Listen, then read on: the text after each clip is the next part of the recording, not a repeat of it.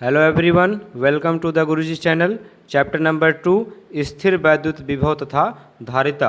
आज हम हेडिंग पढ़ेंगे संधारित्र में संचित ऊर्जा। संधारित्र में हमें संचित ऊर्जा के लिए व्यंजक स्थापित करना है। तो सबसे पहले हमने संधारित्र को बताया था कि संधारित्र किसे कहते हैं, और इसके बाद हमने संधारित्र पर परावैद्युत का प्रभाव पढ़ा है। उनसे जानकारी लेने के पश्चात हम पढ़ेंगे संधारित्र में संचित ऊर्जा। जब हमें पहले की दो हेडिंग नहीं पता होगी तब हम संधारित्र में संचित ऊर्जा नहीं ज्ञात कर सकते हैं। अर्थात हमें इनके पहले के दो वीडियो समांतर पट्टिका संधारित्र और एक वीडियो बनाया गया था धारिता पर परावैद्युत का प्रभाव, इनमें से जो निगमन निकले थे उनको हमें जानना बहुत ज़रूरी है। अगर वो नहीं जानते हैं तो इसके पहले के दो वीडियो भौतिक विज्ञान के देखिए तो सब कुछ जानकारी हो जाएगी। हमें पढ़ना है संधारित्र में संचित ऊर्जा। संधारित्र किसे कहते हैं? संधारित्र एक ऐसा समायोजन है जिसमें चालक के आकार में परिवर्तन किए बिना आवेश की पर्याप्त मात्रा को संचित किया जाता है। जैसा कि हमने इस प्रकार का पर चर्चा किया गया है कि अध्ययन किया गया है कि संधारित्र क्या होता है। संधारित्र दो चालकों का एक ऐसा निकाय होता है जिस पर क्या होता है, दो चालकों का एक ऐसा निकाय होता है जिस पर एक पर Q आवेश तथा दूसरे पर -Q आवेश होता है, जिनके बीच कुछ पृथक्कन दूरी होती है। इस प्रकार से इसमें भी बता दिया गया कि इस तरीके से आप पहले पढ़ चुके हैं। आज हम संधारित्र में संचित ऊर्जा के विषय में बात करेंगे। देखिए, कार्य करने की क्षमता को ऊर्जा कहते हैं। अर्थात जब कोई कार्य किया जाएगा तो वहाँ से हमें ऊर्जा का मान प्राप्त होगा, और कार्य करने के लिए हमें बल की आवश्यकता होती है। जैसे कि यहाँ पर जो भी कार्य करना है, जो भी ऊर्जा का मान निकालना है, वह आवेशों के क्रम में निकालना है। जैसा कि इसमें बताया गया है कि ऊर्जा उत्पन्न करने के लिए हमें कुछ कार्य करना पड़ेगा। तो इसमें कार्य जो होगा वो आवेशों के माध्यम से होगा। जैसे कि यहाँ पर विचार करते हैं, एक अनावेशित चालक 1 है तथा दूसरा अनावेशित चालक 2 है। अनावेशित चालक से आशय है कि यह दोनों एक दूसरे से अभी विद्युत क्षेत्र स्थापित नहीं कर रहे हैं, अर्थात कुछ दूरी पर हैं। यह अनावेशित चालक है, एक चालक पर धनावेश है और दूसरे चालक पर ऋणावेश है। अब इस धनावेश और ऋणावेश के माध्यम से हमें कुछ कार्य करना है। जब हम कार्य करेंगे तो वह स्थितिज ऊर्जा के रूप में संचित होगा, और वही संचित ऊर्जा संधारित्र में संचित ऊर्जा कहलाएगी। शुरू करते हैं। सबसे पहले फिगर को बहुत अच्छे से समझिए। यह एक चालक फर्स्ट है जिस पर आवेश Q डैश है। यह चालक सेकंड है जिसको चालक 2 कहा गया है, जिस पर -Q dash minus del Q dash आवेश रखा गया है। अब इसमें से तीर का निशान यह बता रहा है कि इसमें से छोटे छोटे टुकड़े कर करके चालक 2 के जो भी आवेश हैं, यहाँ पर ऋणावेश हैं, चालक 2 के जो भी आवेश हैं उनके छोटे छोटे टुकड़े करके अगर हम स्थानांतरित करें Q डैश की ओर, यानी चालक 1 की ओर, तो यहाँ से यहाँ तक लाने में कुछ बल लगेगा, और जहाँ पर बल लगता है वहाँ पर कुछ कार्य होता है, और जहाँ पर कार्य होता है वह कार्य स्थितिज ऊर्जा के रूप में संचित होता है। हमें सिर्फ एक बात का ध्यान रखना है कि यह दोनों चालक अनावेशित हैं, यानी यहाँ पर धनावेश है, यहाँ पर ऋणावेश है। अभी यह कुछ कार्य नहीं कर रहे हैं। अब हमें क्या करना है, यहाँ के जो भी ऋणावेश हैं कल्पना करनी है कि इनके छोटे छोटे टुकड़े कर लिए जाएं ऋण आवेश के, और छोटे छोटे टुकड़े करने के पश्चात इनको भेज दिया जाए धनावेश के पास। तो ये धनावेश के पास जब जाएंगे, स्थानांतरित करेंगे, तो जितने धनावेश हैं उतने ही ऋणावेश इसके पास रहेंगे, बाकी सब पुनः वापस लौट आएंगे। अर्थात यह आवेश संरक्षण के नियम का पालन करेंगे। बहुत ही साधारण। ये देखिए, चालक फर्स्ट, चालक सेकंड, कुछ क्रिया करने के पश्चात इन्होंने कौन सी क्रिया की? यहाँ चालक 2 से छोटे छोटे आवेशों के टुकड़े को स्थानांतरित, ये तीर का निशान बता रहा है कि ये डेल जहाँ पर लगा रहे वहाँ पर आवेशों का छोटा सा अवयव छोटे छोटे टुकड़े करके तीर का निशान बता रहा है कि इधर को भेजा जा रहा है। जब इधर भेजा जाता है तो हम जानते हैं कि धनावेश से अगर ऋणावेश का संपर्क होता है तो वहाँ पर विद्युत क्षेत्र उत्पन्न हो जाता है। तो देखिए जैसे ही यहाँ के छोटे छोटे ऋणावेश के टुकड़े को चालक फर्स्ट पर चालक दो के छोटे छोटे टुकड़े आवेश के टुकड़े को अगर हम चालक फर्स्ट के ओर स्थानांतरित करते हैं तो यह विद्युत क्षेत्र उत्पन्न करता है और जितने धनावेश होते हैं वह चालक फर्स्ट पर आ जाते हैं और बाकी जितने ऋणावेश होते हैं वो विद्युत क्षेत्र स्थापित करके अपनी जगह पर पुनः वापस लौट आते हैं। देखिए क्या बताया गया, ऋणावेश के टुकड़ों को धनावेश की ओर स्थानांतरित किया गया। तो यहाँ पर क्या हुआ, जब ऋणावेश के टुकड़े को धनावेश की ओर स्थानांतरित किया गया तो सिर्फ और सिर्फ इसने क्या किया, विद्युत क्षेत्र उत्पन्न किया। उसके बाद जहाँ पर धनावेश था धनावेश है और जहाँ पर ऋणावेश था वहाँ पर ऋणावेश है, अर्थात यहाँ से यहाँ तक आने में इसमें कोई कमी या कोई अधिकता का मान प्राप्त नहीं हुआ। जितने धनावेश थे उतने ही ऋणावेश हैं, अर्थात धनावेश भी संरक्षित है और ऋणावेश भी संरक्षित है। जब उनके मान में कोई परिवर्तन नहीं होता है, अर्थात ना तो ज़्यादा प्राप्त होता है ना तो कम प्राप्त होता है, तो वह आवेश संरक्षण के नियम का पालन करता है। जैसे कि ऊर्जा संरक्षण क्या होता है कि ऊर्जा ना तो उत्पन्न की जा सकती है ना ही नष्ट की जा सकती है, केवल एक स्थान से दूसरे स्थान पर स्थानांतरित की जाती है। उसी आधार पर आवेश के संरक्षण को भी परिभाषित किया गया है कि आवेश ना तो उत्पन्न किया जा सकता है, देखिए यहाँ पर धनावेश है और आए नहीं आए, आवेश ना तो उत्पन्न किया जा सकता है ना ही नष्ट किया जा सकता है, एक स्थान से दूसरे स्थान पर स्थानांतरित किया जाता है या जा सकता है। ना तो इसके मान में कमी कर सकते हैं ना तो इसके मान में अधिकता कर सकते हैं। सिर्फ हमें यहाँ देखने को यह मिल रहा है कि आवेश के छोटे छोटे टुकड़े को अगर स्थानांतरित करते हैं तो यह कुछ कार्य करता है और कार्य वो होता है जहाँ पर विद्युत क्षेत्र उत्पन्न हो जाता है। तो ये तीर का निशान बता रहा है कि यहाँ पर विद्युत क्षेत्र उत्पन्न हो गया है। तो डेल क्यू डैश के छोटे छोटे टुकड़े को अगर हम क्यू डैश पर लेके गए तो यहाँ पर सिर्फ और सिर्फ धनावेश बचा और उस धनावेश को चालक फर्स्ट पर चालक वन पर फिर से रखा गया और उसका नाम रखा गया शुद्ध रूप में प्लस क्यू। जैसे यहाँ पर क्यू डैश रखा गया है तो बताया गया कि इसके मान में कुछ परिवर्तन हो सकता है। प्रेक्षण के बाद देखा गया कि जब इसको यहाँ पर स्थानांतरित करते हैं तो धनावेश एक तरफ हो जाते हैं और ऋणावेश एक तरफ हो जाते हैं। तो धनावेश शुद्ध रूप में मिले हैं तो चालक फर्स्ट पर सिर्फ लिखा है आवेश क्यू। इसके बाद यहाँ पर ऋणावेश शुद्ध रूप में मिले हैं तो यहाँ पर लिखा है माइनस क्यू।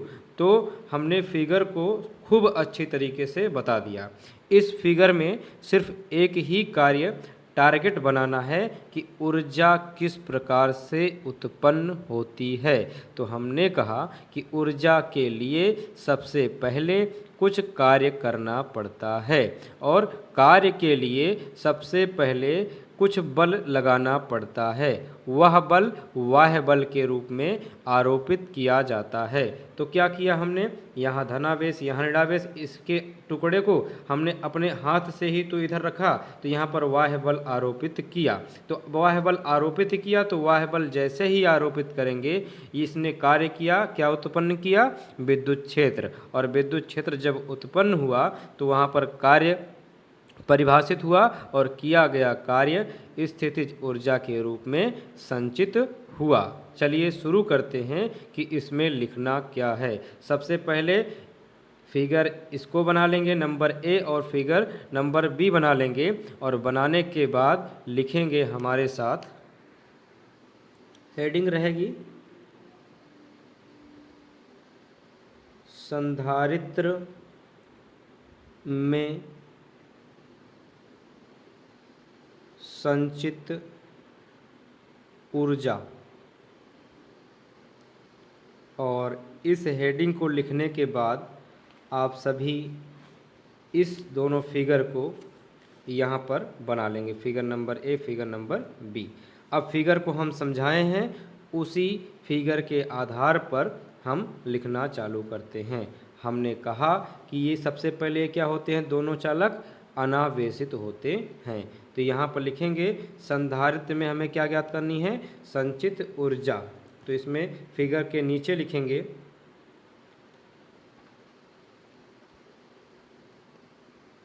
संधारित्र में, सेम एज, केवल फिगर को जितना बताया गया है वही नोट कर देना है। फिगर से हमेशा देखकर लिखने का प्रयास कीजिए। हमारा उद्देश्य है संधारित्र में संचित ऊर्जा ज्ञात करना। तो लिखेंगे संधारित्र में संचित ऊर्जा ज्ञात करने के लिए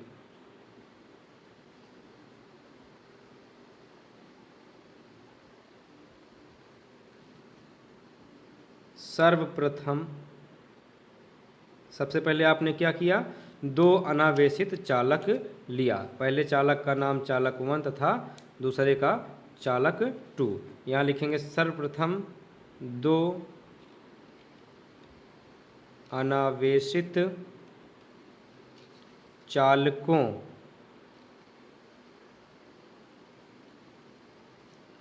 वन तथा 2 पर विचार करते हैं। हम क्या करेंगे, विचार करेंगे कि इसमें हम क्या करेंगे। हमने क्या किया है, चालक 2 के ऋणावेश को छोटे छोटे टुकड़ों में कर कर चालक 1 पर स्थानांतरित किया है। तो यहाँ लिखेंगे जब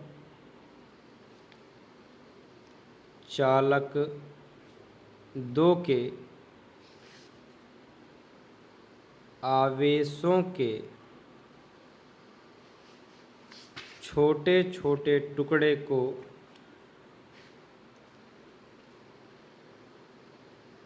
छोटे छोटे टुकड़े करके क्या करते हैं, छोटे छोटे टुकड़े करके चालक 2 से चालक 1 की ओर स्थानांतरित करते हैं। तो करके चालक 1 की ओर स्थानांतरित करते हैं।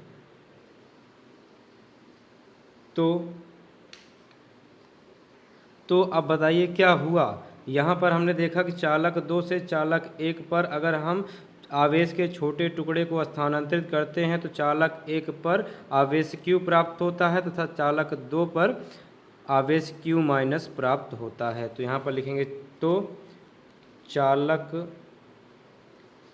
1 पर आवेश Q तथा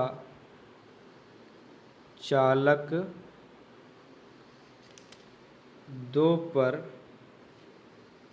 आवेश माइनस Q प्राप्त होता है, यानी आवेशों की कोई क्षति नहीं होती। तो यहाँ पर लिखेंगे परिभाषित की अर्थात आवेश संरक्षण नियम का पालन करता है। देखिए बहुत ही सिंपल, बहुत ही सरल भाषा में फिगर को समझाया गया और उसी फिगर से देखकर लिखवाया गया। अब नोट्स में तो बात हो गई कि फिगर ने क्या कहा और फिगर के माध्यम से हमने क्या किया। अब हम इसके लिए व्यंजक स्थापित करेंगे।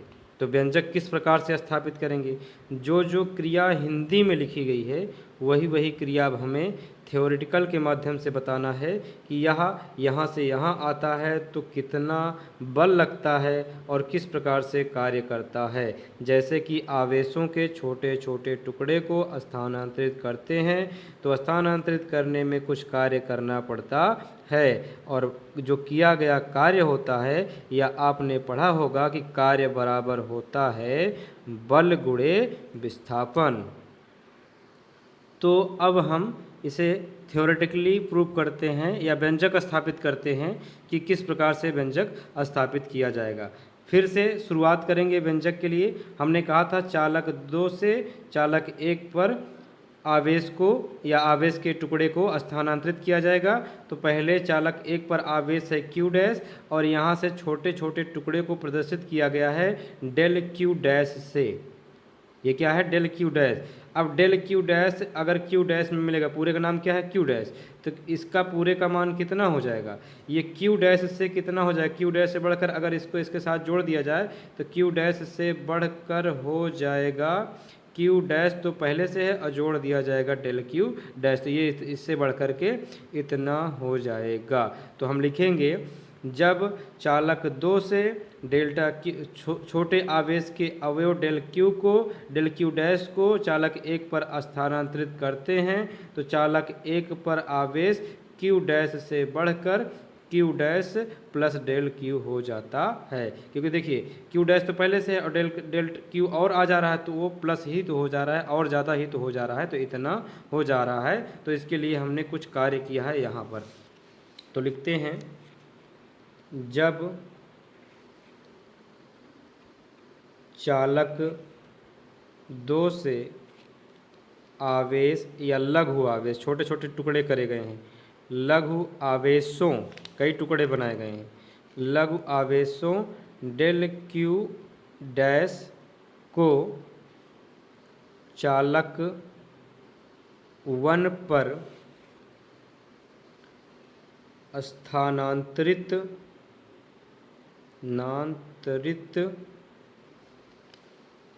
करते हैं तो चालक 1 पर आवेश, पहले आवेश कितना था? Q डैश से बढ़कर कितना हो जाएगा? Q डैश तो पहले से है, बढ़कर कितना हो जाएगा? Q plus delta Q dash हो जाता है तथा विभवांतर भी तो उत्पन्न होगा, विभवांतर V डैश और कृत कार्य, कुछ कार्य भी हो रहा है, आवेश स्थानांतरित हो रहा है तो बल लग रहा है, बल आरोपित हो रहा है तो कुछ कार्य हो रहा है, तथा कृत कार्य, छोटा सा कार्य, छोटे से आवेश, लघु आवेश है तो लघु कार्य होगा, तो कार्य तो W होता है, लघु आवेश है तो यहाँ पर डेल्टा W डैश या केवल डेल्टा W लिखेंगे, तथा कृत कार्य डेल्टा W है। अब यहाँ पर लिखना पड़ेगा हम जानते हैं कि कार्य बराबर क्या होता है। वैसे तो कार्य बराबर बल गुणे विस्थापन होता है, लेकिन आवेशों के लिए होगा, आवेशों का अगर निकाय है तो कार्य बराबर होता है विभवांतर गुणे आवेश, अर्थात कार्य क्या है? यहाँ पर कार्य है डेल W डैश, इतना ही तो कार्य हुआ, बराबर विभवांतर कितना है? V डैश, और आवेश कैसा है? लघु आवेश है तो इनटू या इस तरीके से लगा दें डेल Q डैश। अब हमारे पास पहले की जानकारी, पहले 2 वीडियो की जानकारी है कि जहाँ पर आवेशों का निकाय होता है वहाँ पर उत्पन्न होता है विद्युत क्षेत्र, जहाँ पर विद्युत क्षेत्र उत्पन्न होता है वहाँ पर उत्पन्न होता है विभवांतर, जहाँ पर विभवांतर उत्पन्न होता है वहाँ पर उत्पन्न होती है धारिता। देखिए हमने कहा था कि याद रखिए कि V इज इक्वल टू क्या होता है? V इज इक्वल टू होता है Q अपान C, या C इज इक्वल टू क्या होगा? C इज इक्वल टू होगा Q अपान V। यानी हमें याद है कि V is equal to Q upon C होता है और V is equal to Q upon C होता है और C is equal to Q upon V होता है। इतनी जानकारी के माध्यम से हम आगे बढ़ेंगे।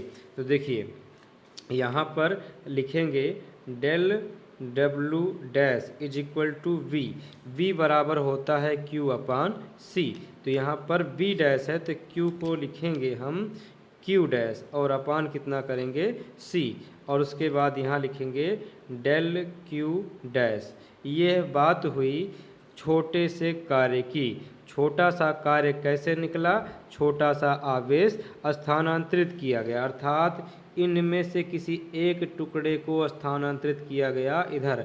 अगर पूरे को स्थानांतरित करेंगे, पूरे को इकट्ठा लिखना हो तो किया गया कार्य हो जाएगा डेल डब्लू डैश से सिर्फ और सिर्फ डब्लू हो जाएगा, क्योंकि कार्य को व्यक्त करते हैं डब्लू से।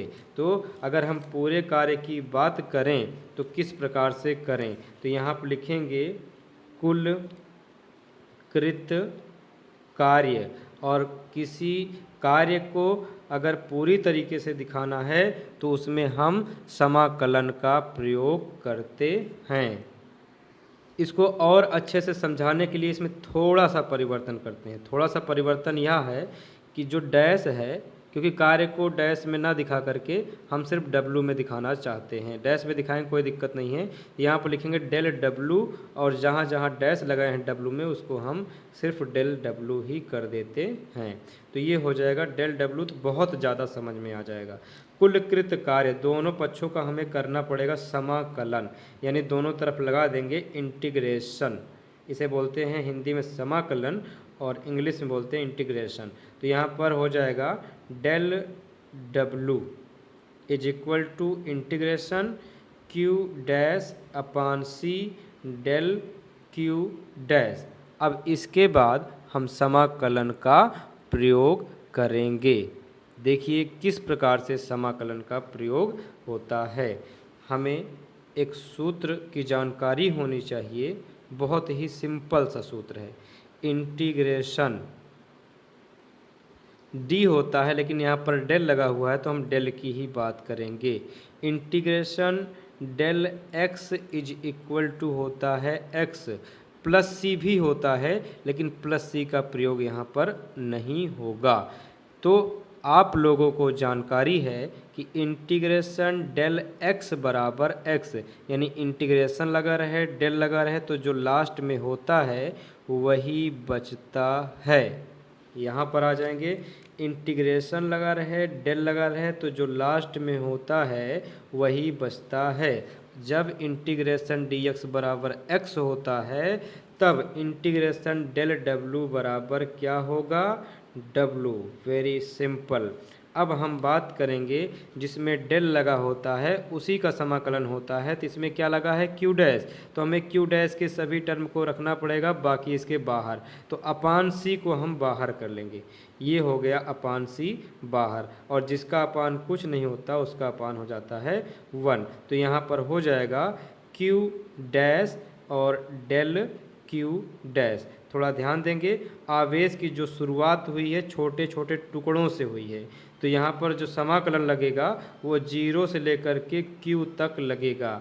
आपको इस लिमिट से कोई परेशानी नहीं होनी चाहिए, क्योंकि आवेश की शुरुआत 0 से होती है और Q पर ख़त्म होती है। तो इस लिमिट पर ध्यान ना दीजिए, अभी सिर्फ इतने पर ध्यान दीजिए। इसको लगाने के लिए यहाँ पर हमें जानकारी रखनी पड़ेगी कि एक फार्मूला होता है इंटीग्रेशन एक्स डी एक्स, यहाँ पर डेल है तो हम डेल ही कर देते हैं।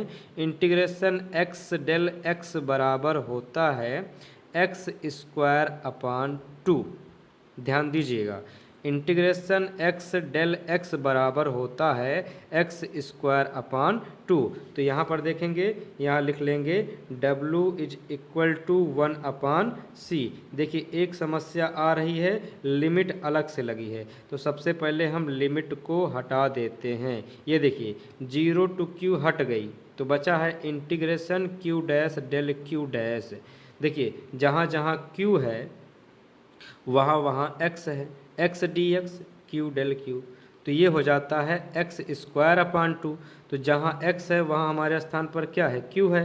तो हम जहाँ x रखे हैं वहीं पर रख देंगे q डैश का स्क्वायर, q डैश का स्क्वायर और अपान 2। यही होता है फार्मूला। देखिए ये फार्मूला बनाया गया है इंटीग्रेशन x की पावर n डी एक्स से।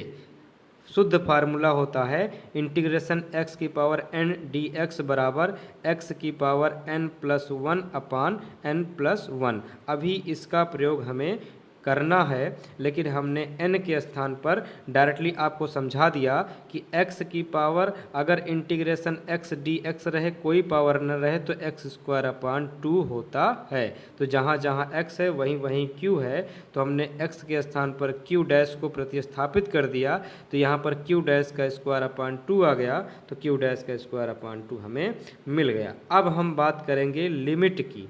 लिमिट एक बार q डैश बराबर q रखा जाएगा, फिर माइनस करके q डैश बराबर 0। इसे कहा जाता है कि यहाँ का अपर लिमिट रखिए माइनस यहाँ का लोअर लिमिट रखिए। तो यहाँ पर लिखेंगे कि w = 1/c in bracket q dash बराबर क्या रखना पड़ेगा हमें, q। तो q डैश बराबर q हो गया, स्क्वायर लगा वैसे स्क्वायर लगा देते हैं, अपान कर देंगे 2। अब इसके बाद हम क्या करते हैं, हमने कहा कि अपर लिमिट रखने के बाद माइनस लगाते हैं, उसके बाद q डैश बराबर क्या रखा जाएगा, 0। तो ये हो जाएगा 0² 2। तो 0 से अगर हम किसी में भाग करें तो वो 0 हो जाएगा, यानी हमारे पास है w = 1/c q²/2। क्या प्राप्त किया है हमने, w = 1/c × q²/2। अब इसको हम सॉल्व करते हैं तो w = q² का 1 में गुणा q² और c का 2 में गुणा हो जाएगा 2c। यही है कृत कार्य। कुल स्थानांतरित आवेशों को स्थानांतरित करने में कुल कार्य कितना होगा, अगर कुल आवेशों को स्थानांतरित करें तो w = q'/2c होगा। अब इसके हमको कुछ व्यंजक स्थापित करने पड़ेंगे। ये पहला हमारा मान है। पहला मान क्या निकाला गया है, पहला मान निकाला गया कि w = q²/2c। अब हमें कुछ और ज्ञात करना है, जैसे कि w और किसी के भी बराबर हो सकता है, जैसे q और c के पद में आया, वैसे हमें और भी कुछ मान निकालने हैं। जैसे हम यहाँ पर एक फार्मूला अप्लाई करेंगे। क्या होता है कि देखिए c बराबर क्या होता है, c बराबर होता है q/v होता है, बटे अगर 1 कर दें तो q का नाम कितना हो जाएगा, q, और c का v में मल्टीप्लाई कितना हो जाएगा, cv, यानी q बराबर कितना रखना है, cv रखना है। तो w = जहाँ q है वहीं पर कितना रखेंगे, cv। तो ये हो जाएगा cv और q का स्क्वायर है तो cv का स्क्वायर/2c। तो w = c का स्क्वायर c², b का स्क्वायर b²/2c। एक c से एक c कैंसिल आउट हो जाएगा, तो w = आ जाएगा cv²/2, जिसे शुद्ध रूप में कहा जाता है हाफ cv²। यानी आपके पास w का एक और मान है हाफ cv²। w का मतलब किया गया कार्य। अब इसको निकालने के बाद यहाँ पर w का एक और मान निकलेगा। यहाँ पर लिखेंगे, चूँकि हम जानते हैं कि c = q/v होता है, तो अब की बार c = कितना रख दिया जाए, 1/2। c = कितना रखना है, q/v, और v² जैसे है वैसे रख दिया जाए, तो एक नया व्यंजक निकल कर आएगा w = 1/2 और q, और यहाँ पर बचेगा v। तो ये w के 3 मान निकल कर आए हैं। w = निकला है q²/2c, w = निकला है q²/2c, और w = अभी निकला है हाफ cv², और w = अभी निकला हाफ qv। तो यह तो आवेश और धारिता के क्रम में है, या धारिता और विभव के क्रम में है, या आवेश और विभव के क्रम में है, या बहुत ही ज़्यादा इम्पोर्टेंट हो जाता है जब हमें न्यूमेरिकल लगाना हो। अब यहाँ से हमें याद रखना पड़ेगा w बराबर ये भी होता है, ये भी बराबर होता है, और ये भी होता है। अब एक नई बात और अच्छी बात समझिए कि जो किया गया कार्य होता है वो संचित ऊर्जा के रूप में संचित होता है। यहाँ पर लिखेंगे कृत कार्य W बराबर संधारित्र में संचित ऊर्जा कृतकार्य W बराबर संधारित्र में संचित ऊर्जा। तो यहाँ पर हमें हेडिंग जो थी वो क्या थी, संधारित्र में संचित ऊर्जा। तो ये बता रहे हैं कि जितना कार्य होता है वो संधारित्र में संचित ऊर्जा का ही मान होता है। तो यहाँ पर लिखेंगे संधारित्र में संचित ऊर्जा, संधारित्र में संचित ऊर्जा किसके बराबर है, W के, और W बराबर इतना पूरा है तो W संधारित्र में संचित ऊर्जा भी इसी के बराबर होगा, अर्थात Q square upon 2C is equal to half CV square is equal to half QB। आपको बहुत से व्यंजक मिलेंगे जो कि जहाँ की हमें ये पता करना पड़ेगा कि किया गया कार्य स्थितिज ऊर्जा के रूप में संचित होता है। तो जहाँ पर W का मान निकले वहाँ पर समझिए कि वह U का मान है, और जहाँ पर U का मान निकले वह समझ लीजिए कि W का मान है। अर्थात W जितने के बराबर होता है उतना ही U के बराबर होता है, अर्थात जितना कार्य होता है उतनी ही ऊर्जा संचित होती है। तो अगर W बराबर ये है तो U बराबर भी यही रहेगा, अर्थात संधारित्र में संचित ऊर्जा के लिए जो व्यंजक है वो यही इतना है। और ऊर्जा का मात्रक होता है जूल, कार्य का मात्रक भी जूल होता है। अब यहाँ पर संधारित्र में संचित ऊर्जा के लिए थोड़े से इसके मान को बढ़ाया गया है। कहा गया है कि अगर इसका क्षेत्रफल a हो और इसके बीच पृथक्कन दूरी ये हो तो u इज इक्वल टू, ये देखिए q का 1 में गुणा कराएं तो q स्क्वायर अपान 2 का c में गुणा कराएं 2c, तो q स्क्वायर अपान 2c का मान कुछ इस प्रकार से परिवर्तित हो जाता है। तो उसको हम सरल करके बताते हैं कि यह क्या लिखा हुआ है। यह मान कब परिवर्तित होता है, जब दोनों चालकों की पृथक्कन दूरी या दोनों पट्टिकाओं के पृथक्कन के बीच की दूरी कितनी हो, d हो। लिखेंगे जब संधारित्र की पट्टिकाओं की पृथक्कन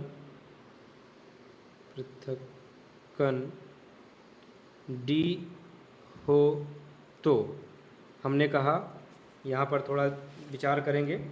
यहाँ पर अभी हमने देखा कि u is equal to Q square upon 2c, इसी व्यंजक को हम आगे लेकर चलते हैं। तो यहाँ पर लिखेंगे होता हो तो u is equal to Q square upon 2c। अब देखिए u इज इक्वल टू 2 को अगर बाहर करें तो अपान 2 तो बाहर जाएगा नहीं, तो 1 अपान 2 बाहर इंटू क्यू स्क्वायर अपान c हो गया ना। उसी के तरीके से ये कितना लिखा है, 1 अपान 2 क्यू स्क्वायर अपान सी, तो 1 अपान 2 क्यू स्क्वायर अपान सी। यहाँ पर पृथक्कन कितना लिया गया है, इनके बीच की जो दूरी दी गई है कितनी दी गई है, d दी गई है।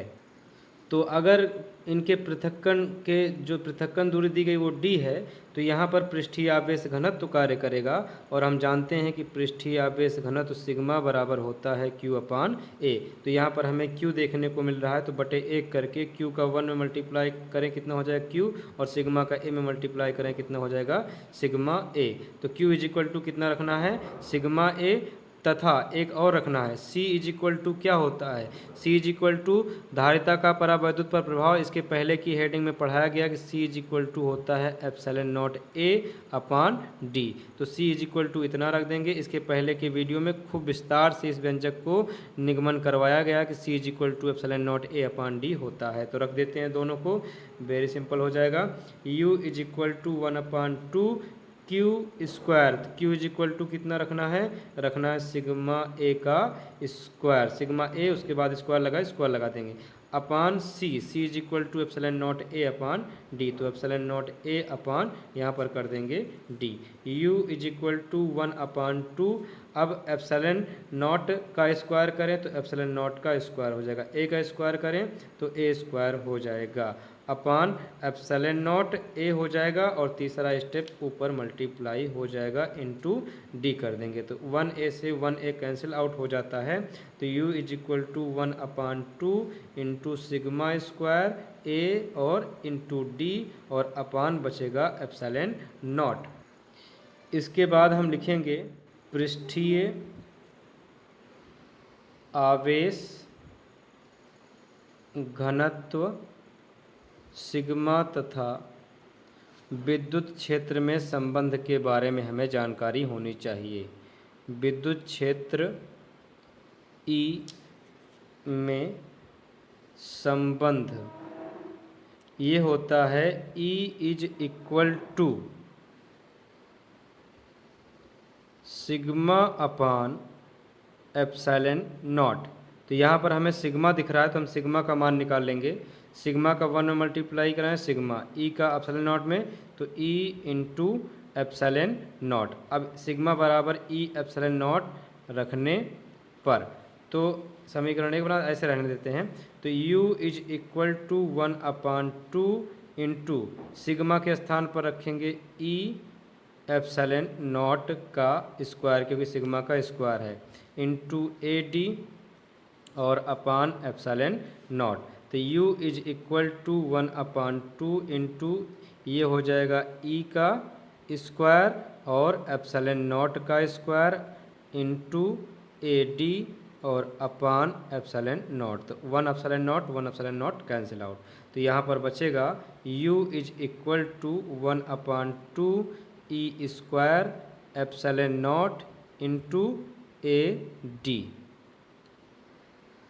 और यही इतना मान विद्युत क्षेत्र के ऊर्जा घनत्व को भी दर्शाता है, जो कि U के स्थान पर स्मॉल u हो जाता है और 1/2 E स्क्वायर एप्सिलॉन नॉट, और AD होता है आयतन जो कि एकांक होता है। तो AD इज इक्वल टू एकांक आयतन के लिए मान 1 रख दिया जाता है।